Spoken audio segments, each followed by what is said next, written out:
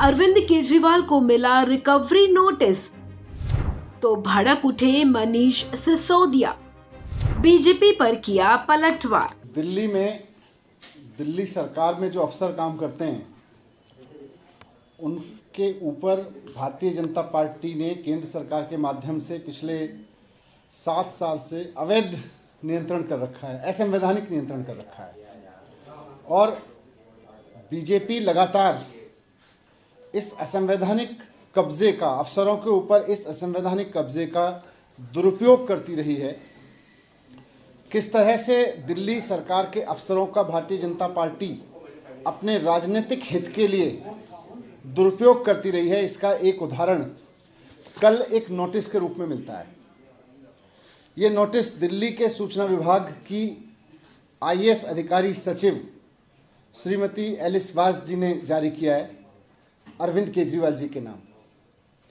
दिल्ली सरकार के सूचना विभाग की आईएएस अधिकारी एलिस वास जी ने अरविंद केजरीवाल जी को नोटिस दिया है, मुख्यमंत्री जी को। उन्होंने लिखा है कि 2016-17 के आसपास दिल्ली सरकार ने जो दिल्ली के बाहर विज्ञापन दिए थे उनकी वसूली अरविंद केजरीवाल जी से की जाएगी, 163 करोड़ रुपए की वसूली। और एलिस वास जी ने अरविंद केजरीवाल जी को धमकी दी है कानूनी रूप से कि आप ये 163 करोड़ रुपए जमा करो, नहीं 10 दिन के अंदर जमा करो, नहीं तो आपके ऊपर failing which further necessary action as per law will be taken in this matter. सूचना विभाग की आईएएस अधिकारी एलिस वास जी भारतीय जनता पार्टी के कहने पर अरविंद केजरीवाल जी को धमकी दे रही है कि 10 दिन के अंदर अंदर 163 करोड़ रुपए जमा करो, नहीं तो आपके खिलाफ कार्रवाई की जाएगी। यह बात एलिस वास जी की नहीं है, यह किसी आईएएस अधिकारी की नहीं है, यह इस बात की है कि भारतीय जनता पार्टी दिल्ली सरकार के अफसरों का किस तरह से दुरुपयोग कर रही है।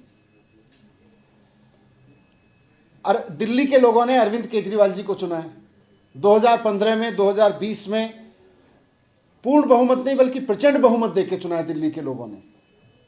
और दिल्ली के लोगों ने मैंडेट दिया केजरीवाल जी को कि दिल्ली सरकार के जो अफसर हैं इनसे दिल्ली की जनता के हित में काम लीजिए, इनसे दिल्ली की जनता के हित में काम कराइए, स्कूल बनवाइए, अस्पताल बनवाइए, इनसे मजदूरों के लिए काम कराइए, इनसे गरीबों के लिए काम कराइए, दिल्ली का विकास कराइए।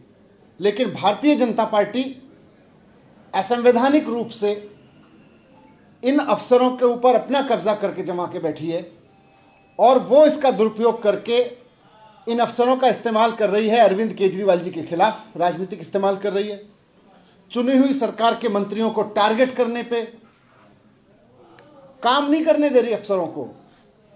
जनता के काम अफसर करते हैं तो उनको रुकवा देती है और अफसरों का दुरुपयोग कर रही है कि किस तरह से केजरीवाल जी और उनके मंत्रियों को टारगेट करें ये अफसर। ये अफसरों के ऊपर नियंत्रण का, नाजायज नियंत्रण का नाजायज इस्तेमाल है। इसीलिए जो सर्विस डिपार्टमेंट है दिल्ली सरकार का, भारतीय जनता पार्टी उस पर कब्जा जमा के बैठी हुई है, संवैधानिक रूप से गलत तरीके से उस पर कब्जा करके बैठी हुई है ताकि वो अफसरों का दुरुपयोग कर सके और मुख्यमंत्री जी को इस तरह के नोटिस दे के अफसरों से दिला के परेशान कर सके, टारगेट कर सके और काम ना करने दे।